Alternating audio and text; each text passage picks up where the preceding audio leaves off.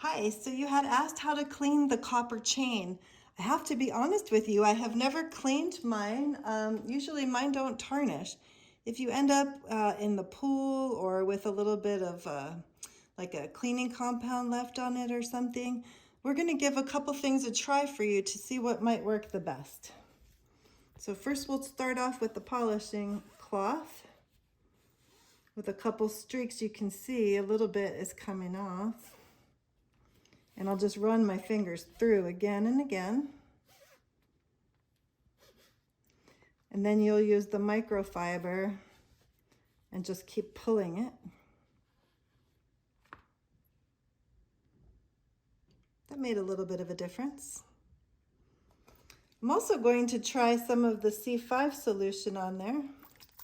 See what that does for it.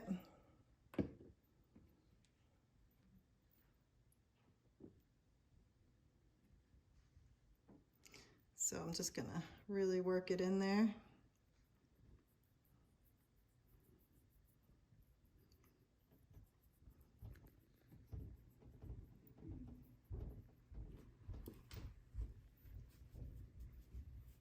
And take a cloth and pull it through.